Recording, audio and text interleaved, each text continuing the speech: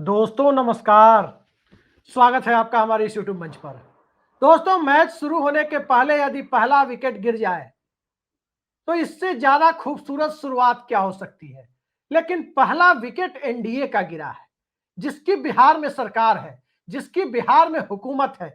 और पहला विकेट याद कीजिए लोकसभा चुनाव को, तो 2024 के लोकसभा चुनाव में चुनाव लड़ने के पहले पहला विकेट सूरत में गिरा था, इंडिया गठबंधन का गिरा था। इंडिया गठबंधन का पहला विकेट गिरने से गिरते जा रहे एनडीए गठबंधन को कहीं ना कहीं राहत मिली थी और घिसटते हुए नीतीश नायडू की बैसाखियों पर नरेंद्र मोदी सत्ता में वापस आ गए थे। लेकिन बिहार में गठबंधनों के अंदर लठबंधन है। बिहार में जो विकेट गिरा है वो चिराग पासवान की पार्टी का गिरा है।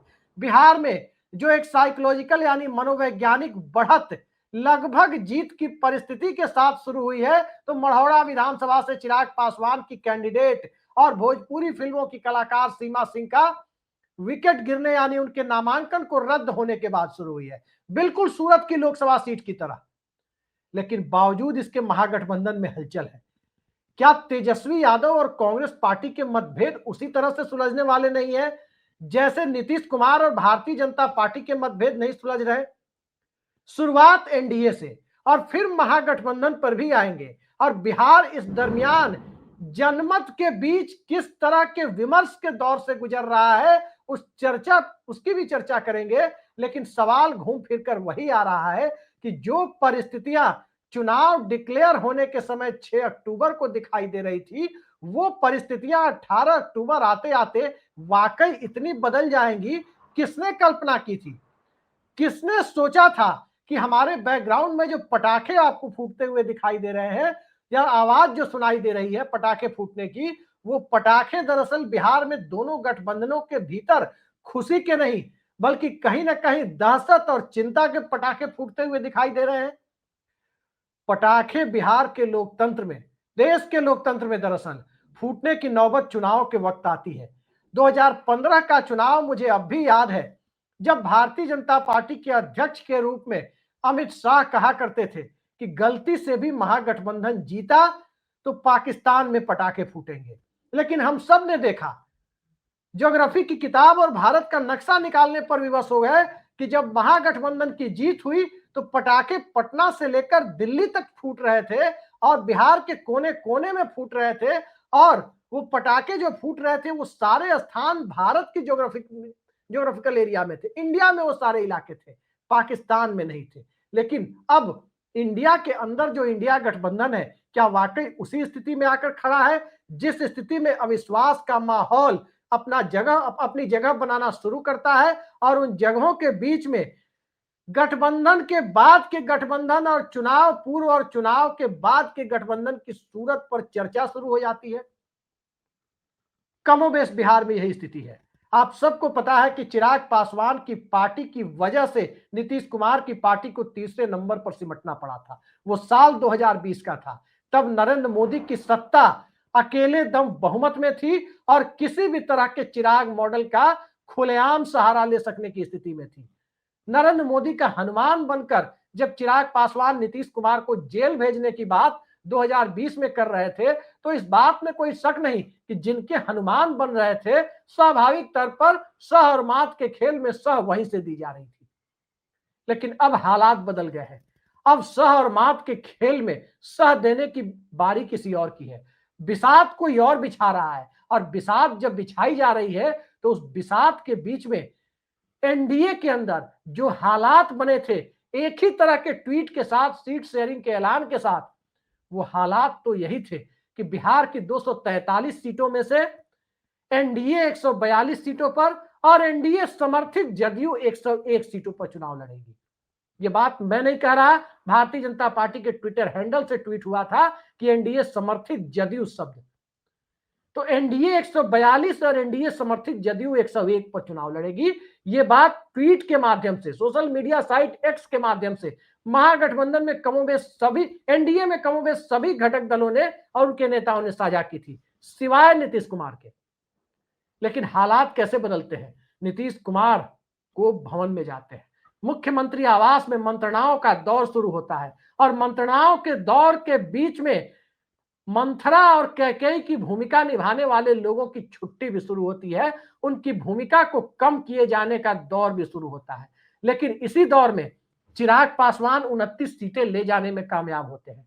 जो सीटें पहले उनके बारे में कही गई वो सीटें वो ले जाने में कामयाब नहीं होते, लेकिन नंबर तो 29 का मिल ही जाता है। और नंबर जब उन्हें 29 का मिल जाता है, उन 29 में से एक कैंडिडेट चुनाव के पहले ही मैदान से बाहर हो जाए तो कहीं ना कहीं जीत जितनी तेजस्वी यादव की है, जीत उतनी नीतीश कुमार की भी है कि पहला विकेट तो गिरा दिया, क्या सेकंड फेज में चिराग पासवान या गैर जदयू उम्मीदवारों के कुछ और विकेट गिरेंगे? जनादेश भले ही 14 नवंबर को आएगा, लेकिन जनादेश के पहले ज्ञानादेश की भूमिका में जिस प्रकार की परिस्थितियों का निर्माण हो रहा है, उस ज्ञानादेश में ज्ञान कौन दे रहा है? क्या अशोका रोड पर मौजूद निर्वाचन सदन में बैठा हुआ व्यक्ति ज्ञान दे रहा है, सिस्टम को ज्ञान दे रहा है, या ज्ञान देने की भूमिका पटना में ज्ञान भवन का निर्माण कराने वाले नीतीश कुमार ने अपनी ब्यूरोक्रेसी के माध्यम से अब भी थाम रखी है? सवाल बड़ा है, लेकिन इस सवाल के इर्द गिर्द चर्चा इस बात की है कि जदयू और भाजपा के वोटर्स क्या आपस में एक दूसरे को ट्रांसफर हो रहे हैं? भाजपा के वोटर्स के पास एक विकल्प जनसुराज का है, जदयू के वोटर्स के पास विकल्प राष्ट्रीय जनता दल का है, क्योंकि म्यूचुअल ट्रांसफर की एक सफल कोशिश और कामयाब कोशिश 2015 में हुई, सबने देखा। लेकिन उस वक्त गठबंधन खुले तौर पर था, लेकिन अब की परिस्थिति में गठबंधन अंदर खाने तो नहीं है। Telephone, mobile phone, WhatsApp call, क्या इन सब से आगे जाकर फेस टाइम की बातचीत की जो परिस्थितियां होती है, वो परिस्थितियां 10 सर्कुलर रोड और एक अणे मार्ग को नए सिरे से नई परिस्थितियों के निर्माण की दिशा में ले तो नहीं जा रही है? याद रखिए, लालू यादव और नीतीश कुमार सियासत की अलग अलग धुरी जरूर हो सकते हैं, लेकिन इनकी अंडरस्टैंडिंग बिल्कुल उसी तरह की है जिस तरह की अंडरस्टैंडिंग मैंने पहले भी वीडियो में बताया था कि वो अंडरस्टैंडिंग शरद पवार और बाला साहब ठाकरे के बीच या बाद के दौर में उद्धव ठाकरे के बीच रही है। सियासत में कोई तीसरा न घुसे, तीसरे की एंट्री के लिए बिहार तैयार न हो, ये हालात नीतीश कुमार और लालू यादव की प्राथमिकता सूची में सबसे ऊपर होते हैं। नीतीश कुमार को मुख्यमंत्री नहीं बनाया जाएगा, यह आशंका अब जेडीयू के कोर वोटर में घर करती जा रही है। और जब नीतीश कुमार को मुख्यमंत्री नहीं बनाया जाएगा, ये चर्चा अब आम हो चली है। चिराग पासवान भी विधायक दल के द्वारा ही नेता चुने जाने की बात को सपोर्ट करते हुए संकेतों में या इशारों में दिखाई दे रहे हैं, तो विधायक दल के नेता की बात संसदीय दल के नेता की परिस्थितियों पर क्यों नहीं लागू होती कि 2013 के सितंबर में राजनाथ सिंह भाजपा के संसदीय बोर्ड की बैठक करने के बाद नरेंद्र मोदी को प्रधानमंत्री पद के उम्मीदवार के तौर पर ऐलान करते हैं, और 2024 में लोकसभा चुनाव के दरमियान अमित शाह ये कहते हुए नजर आते हैं कि 24 ही नहीं 29 में भी, 29 के चुनाव के बाद भी मोदी जी ही प्रधानमंत्री बनेंगे। लेकिन क्या बिहार, जो हिंदुत्व के लिए, चुनावी हिंदुत्व की प्रयोग स्थली बनने के लिए तैयार नहीं हुआ, क्या वो मोदित्व को शरण देने के लिए तैयार है? हिंदुत्व की अगली डिग्री मोदित्व पर खत्म होती है, लेकिन जहां हिंदुत्व की एंट्री नहीं हुई वहां मोदित्व की एंट्री तो स्वाभाविक है कि नहीं होनी है। यहां एंट्री होनी है, और एंट्री पहले से रही है तो वीपी सिंह के मंडल कमीशन की रही है, कमंडल की नहीं रही है। और यहां एंट्री रही है तो नीतीश कुमार के मंडल पार्ट 2 यानी जाति गणना की रही है। और जाति गणना ने जिस प्रकार से बीजेपी के पूरे इकोसिस्टम को तार तार किया, महागठबंधन के लिए आदर्श परिस्थितियां पैदा की, क्या वो महागठबंधन जिसके लिए मैदान भी खुला हुआ था, परिस्थितियां भी आदर्श हो चली थी, चचा का स्वास्थ्य भतीजे के लिए आदर्श परिस्थितियों का निर्माण करता हुआ दिख रहा था, और हालात राहुल गांधी की यात्रा के बाद एसआईआर के मुद्दे से शुरू हुए हालात, मुद्दों पर आधारित राजनीति जब मंडल की राजनीति के साथ जुड़ रही थी, तो पलायन, औद्योगिकरण का नहीं होना और गुजरात लॉबी के द्वारा बिहार को मजदूर स्टेट के तौर पर हमेशा बरकरार रखने की मंशा से कहीं ट्रेनें तो बढ़ाई नहीं जा रही है कि लोग सूरत, अहमदाबाद और देश के दूसरे हिस्सों में मजदूर या पढ़े लिखे मजदूर बनकर बाहर जाएं, और बिहार के अंदर सिर्फ और सिर्फ पलायन के दर्द के बीच अलग अलग तरह के सोशल वेलफेयर स्कीम के नाम पर 5 किलो राशन और मोदी जी के भाषण के सहारे 40 लोकसभा सीटों वाले राज्य को कहीं ना कहीं इस देश के अंदर एक औपनिवेशिक व्यवस्था जैसे हालात में लाकर खड़ा कर दिया जाए। जैसे ही ये सवाल मौजूद हुआ, तेजस्वी यादव के लिए परिस्थितियां और आदर्श थी। लेकिन 13 अक्टूबर को अचानक ऐसा क्या हुआ कि 13 अक्टूबर के बाद हालात बदल गए। 13 अक्टूबर को दरअसल दिल्ली में राजद और कांग्रेस की सीट शेयरिंग के मुद्दे पर मीटिंग थी। 13 अक्टूबर को दिल्ली में आईआरसीटीसी मामले में लालू यादव और तेजस्वी यादव को राउज एवेन्यू कोर्ट में जाना था। क्या इस दरमियान परिस्थितियां इतनी कटु हो गई कि महागठबंधन अब टूटने के कगार पर जा पहुंचा है? फ्रेंडली फाइट की नौबत आ रही है। आखिर क्या कारण है कि तेजस्वी यादव मीडिया कॉन्क्लेव से दूरी बना चुके हैं? जरा सोचिए, 13 अक्टूबर के पहले की परिस्थितियों में जितने यूट्यूब चैनलों ने अपने कॉन्क्लेव किए, लगभग सब में तेजस्वी यादव पहुंचे। एक आध टीवी चैनलों ने अपने कॉन्क्लेव किए, सब में तेजस्वी यादव पहुंचे और मजबूती से महागठबंधन की बात करते हुए नजर आए। लेकिन 13 अक्टूबर के बाद अचानक ढर्रा बदल गया। पटना में आज तक का चल रहा है कॉन्क्लेव, पटना में इंडिया टीवी के लोग भी पहुंचे हुए हैं, दूसरे चैनल वाले भी कॉन्क्लेव दर कॉन्क्लेव कराने की स्थिति में है। गृह मंत्री अमित शाह जा रहे हैं, दूसरी पार्टियों के लोग जा रहे हैं, लेकिन तेजस्वी यादव, लालू यादव या राजद के शीर्ष नेता इन कॉन्क्लेव से दूरी बनाए हुए हैं। और दूरी किस दौर में बनाई गई है? जिस दौर में फ्रेंडली फाइट की बातें चरम पर है।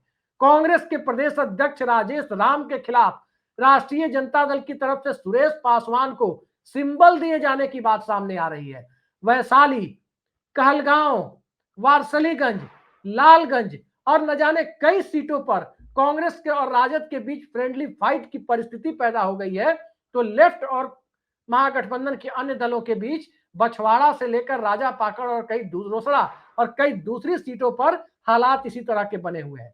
ये पहले चरण का हाल मैंने बताया। दूसरे चरण में तो सिर्फ कुटुंबा की बात की, लेकिन ये हालात क्या 20 अक्टूबर को दूसरे चरण के लिए नामांकन की प्रक्रिया पूरी होने के बाद ये गठबंधन के अंदर लठबंधन की जो स्थिति है, ये लठबंधन की स्थिति कुछ नए समीकरण की दिशा में तो नहीं बढ़ रही?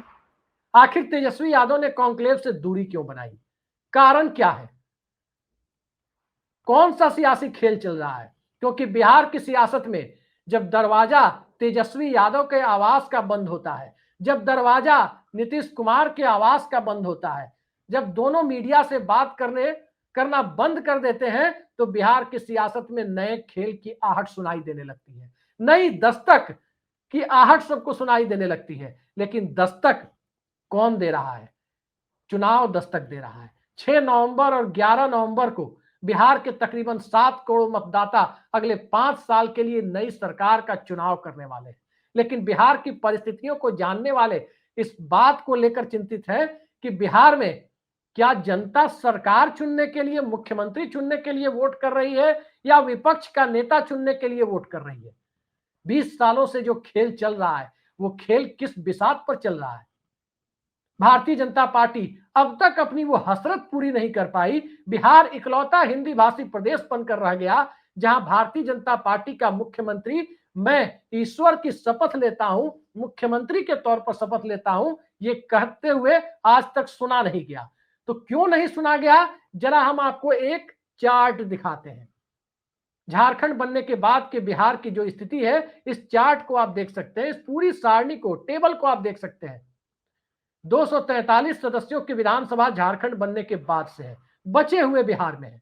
उस 243 सदस्यों में बहुमत का आंकड़ा 122 पर होता है और भारतीय जनता पार्टी के लिए 122 की सूरत सोचने की भी नौबत तभी आ सकती है, छोटी सी आशा भी तभी जग सकती है जब 122 के नीचे लालू यादव, नीतीश कुमार और कम्युनिस्ट पार्टियां टिक जाए, जिनके विधायकों को तोड़ना बहुत आसान नहीं है। कौन से हालात है? हालात दरअसल यही है कि जो चार्ट आप देख रहे हैं, जो टेबल देख रहे हैं, उसमें 2005 के पहले चुनाव जिसमें कोई सरकार नहीं बनी, उसमें भी आरजेडी और जेडीयू, राष्ट्रीय जनता दल और जनता दल यूनाइटेड के विधायकों की संख्या अलग अलग गठबंधन में लड़ने के बावजूद 130 थी, 122 से ऊपर थी। फिर दोबारा जब सरकार बनाने के लिए अक्टूबर नवंबर में वोटिंग हुई, उस दौर में भी राजद और जदयू के विधायकों की संख्या 122 से ऊपर यानी 142 थी।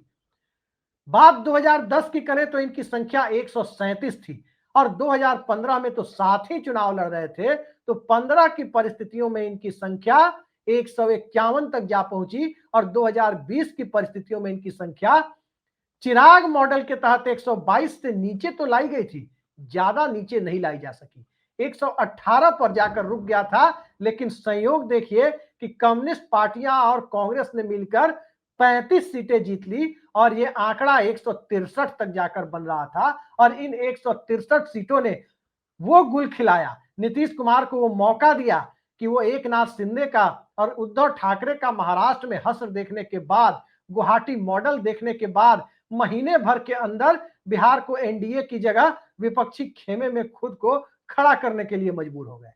लेकिन जो आज की परिस्थितियां हैं, आज नीतीश कुमार कितने मन से एनडीए के साथ है, बिहार की आम जनता में जर्रे जर्रे में इस बात का एहसास है कि नीतीश कुमार कितने मन या कितने बेमन से 11 नवंबर की तारीख बीतने का इंतजार कर रहे हैं। कांग्रेस पार्टी और राष्ट्रीय जनता दल के बीच कितने मन से गठबंधन या लठबंधन की स्थिति है, ये बात सभी जान रहे हैं कि कितने मन से है, किस तरह के दबाव में ये गठबंधन टूटने की स्थिति में पहुंचता हुआ दिखाई दे रहा है। इस बात से बिहार के कस्बे कस्बे में लोग जानते हैं कि हालात क्या बन गए हैं। और जो चर्चा सड़क पर आम है, वो चर्चा यही है कि जनता दल यूनाइटेड और राष्ट्रीय जनता दल की आपसी चुनावी लड़ाई जिन सीटों पर नहीं है, बमुश्किल 75, 70, 72, 75 के आसपास इतनी ही सीटों पर राजद और जदयू के कैंडिडेट आपस में टकराएंगे। लेकिन इसके अलावा भी तकरीबन 150 सीटें, तकरीबन 75 सीटें ऐसी होंगी जिस पर राजद और जदयू के कैंडिडेट आमने सामने नहीं होंगे। 26-27 सीटें जेडीयू की होंगी और तकरीबन 50 से ऊपर सीटें राष्ट्रीय जनता दल की होंगी। क्या जदयू और राजद के कोर वोटर एक दूसरे के द्वारा न टकराए जाने वाली सीटों पर अपना वोट एक दूसरे को ट्रांसफर करा रहे हैं? 11 नवंबर के बाद के बिसात 11 नवंबर के पहले ही बिछा रहे हैं, क्योंकि अभी तो पहला विकेट आपने गिरा, चिराग पासवान 29 से 28 पर आ गए। क्या आगे इस तरह के विकेट गिरते हुए दिखाई दे तो बिहार के जनमानस को जो संदेश देना है, वो संदेशा किस स्तर पर दिया जाएगा? राजनीतिक तौर पर बिहार का वोटर इस देश में, खासकर हिंदी भाषी भारत में, सबसे ज्यादा जागरूक माना जाता है। वो न तो किसी मंदिर की और मंदिर आंदोलन के साथ खुद को जोड़ पाता है। याद रखिए, वही बिहार है जिस बिहार ने लालू यादव को सेकुलरिज्म का, धर्मनिरपेक्षता का सबसे बड़ा प्रतीक बनने का मौका दिया, इस देश के अल्पसंख्यक समाज ने दिया, जब 22 अक्टूबर 1990 को लाल कृष्ण आडवाणी की गिरफ्तारी लालू यादव की सरकार ने की थी। उसकी खूब फसल लालू यादव ने काटी। आज तक राष्ट्रीय जनता दल उस एमवाई समीकरण के बूते जिंदा है। लेकिन अब जब कांग्रेस के साथ आदर्श परिस्थितियों में गठबंधन नहीं बनने के हालात दिखाई दे रहे हैं कि क्या गठबंधन टूट जाएगा या कुछ सीटों पर फ्रेंडली फाइट के साथ गठबंधन में जाने की नौबत आएगी, तो कहीं ना कहीं संशय ज्यादा बढ़ रहा है। चुनाव में कोई फ्रेंडली और कोई फाइट, ये फ्रेंडली फाइट एक साथ नहीं होता, या तो फ्रेंडली होता है या फाइट होती है। फ्रेंडली फाइट चुनाव में ये एक बकवास शब्द है, ये लोगों की आंखों पर पर्दा डालने की एक कोशिश है, धूल झोंकने की एक कोशिश है। और इस परिस्थिति में न तो जनता राष्ट्रीय जनता दल को माफ करने की स्थिति में होगी और न ही कांग्रेस को माफ करने की स्थिति में होगी, न ही कम्युनिस्ट पार्टियों को माफ करने की स्थिति में होगी कि परिस्थितियां आदर्श थी, फिर आपने फ्रेंडली फाइट का रास्ता क्यों चुना, या फिर यदि गठबंधन टूटता है तो गठबंधन तोड़ने की हद तक आप क्यों गए? क्योंकि बिहार जो 20 साल से नीतीश कुमार के शासन में रहने को अभिशप्त है, वो बिहार यदि विकल्प देख रहा था तो विकल्प तेजस्वी यादव ही थे। लेकिन क्या वाकई तेजस्वी यादव के रूप में बिहार आज भी विकल्प देख रहा है? बिहार ने तेजस्वी यादव में विकल्प देखा या नहीं देखा, ये 14 नवंबर को साफ होगा।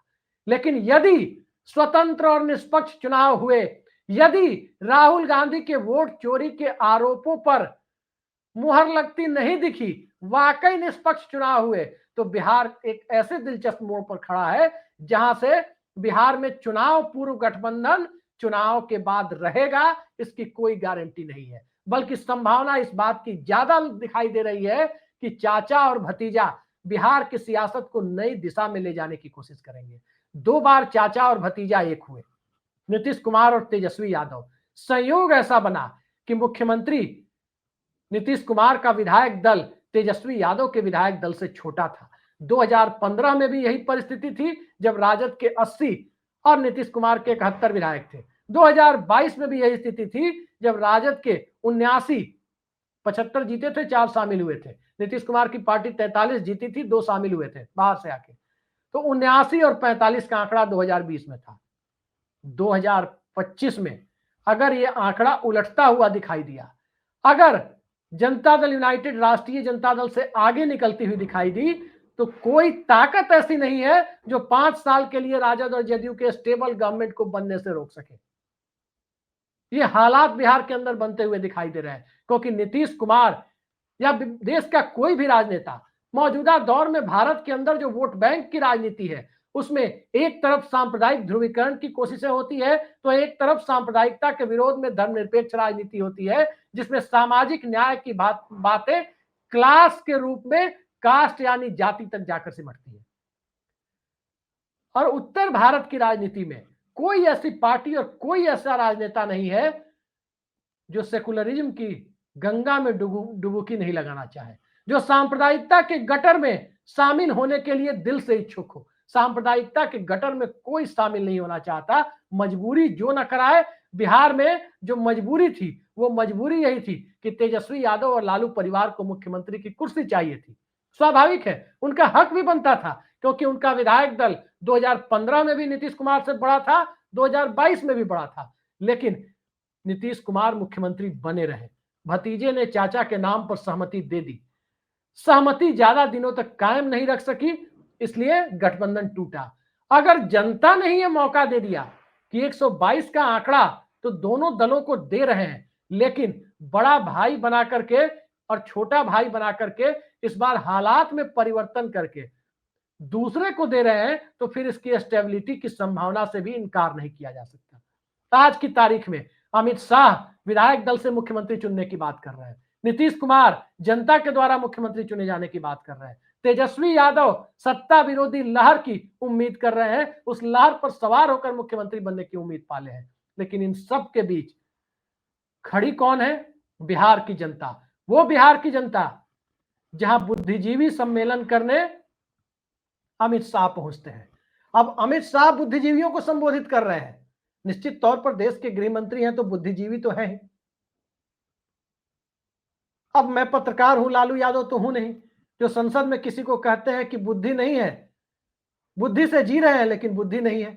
यशवंत सिन्हा के लिए उन्होंने कहा था, हंसी मजाक में कहा था। लेकिन हां, बिहार में बुद्धिजीवियों को संबोधित करने का काम नरेंद्र मोदी के बेहद करीबी अमित शाह कर रहे हैं। ये सुनकर लोगों को सुकून तो जरूर ही मिल रहा होगा। वो नरेंद्र मोदी जो एक दौर में गुजरात के मुख्यमंत्री रहते हुए न्यूटन के तृतीय गति नियम, थर्ड लॉ ऑफ मोशन की व्याख्या कर रहे थे, लेकिन क्या बिहार बुद्धिजीवी सम्मेलन के बहाने बिहार की बुद्धिजीविता की जो परीक्षा ली जा रही है, बिहार में राम के नाम पर वोट लेने की कोशिश हो रही है, वहां राम के नाम पर जिस प्रकार की सियासत बिहार के अंदर होती रही, उस सियासत को मौजूदा दौर में मंडल की सियासत से जोड़कर देखें तो राम के बाद या राम के पहले बिहार के अंदर मंडल आ जाता है, और मंडल के सहारे जब उससे भी अगला लेयर जाति गणना का आता है, तो कहीं ना कहीं बिहार में बात हिंदू और गैर हिंदू की नहीं होती, होनी भी नहीं चाहिए चुनाव में।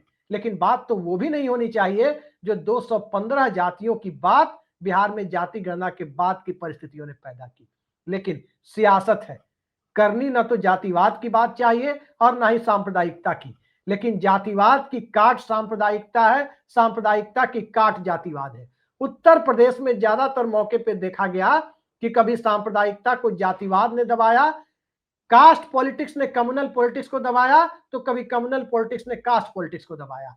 बिहार के अंदर ये हालात उल्टे हो जाते हैं। बिहार के अंदर कभी ये मौका नहीं आया कि सांप्रदायिकता की राजनीति जाति की राजनीति को दबा दे। सवाल ही पैदा नहीं होता। क्या इस बार पर्दे के पीछे नीतीश कुमार के नाम का इस्तेमाल करते हुए नीतीश कुमार का वोट हासिल कर और फिर नीतीश कुमार को धीरे से किनारे लगा देने की रणनीति बिल्कुल महाराष्ट्र और मध्य प्रदेश मॉडल पर तो नहीं चली जा रही है? जनता दल यूनाइटेड के अंदर भी क्या स्लीपर सेल तो नहीं है? क्या जनता दल यूनाइटेड के अंदर से एकनाथ शिंदे के रूप में राजनीतिक विभीषण तो नहीं ढूंढा जा रहा?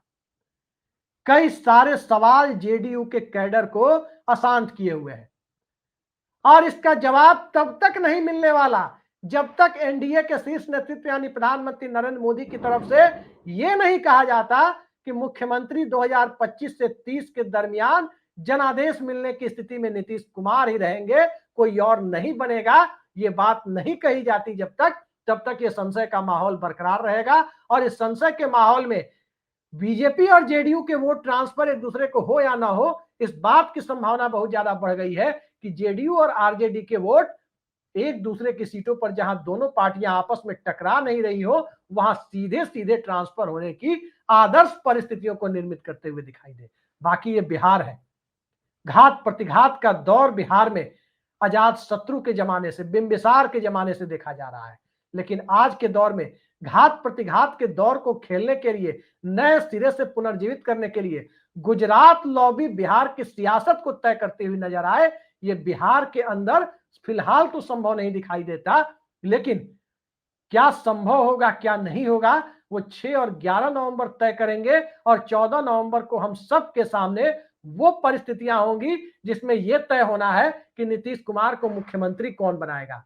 क्या वो गठबंधन जो आज कागजों पर है या फिर वो गठबंधन जिस गठबंधन की चर्चा पूरे बिहार में चौक चौराहों और गली मोहल्लों तक हो रही है।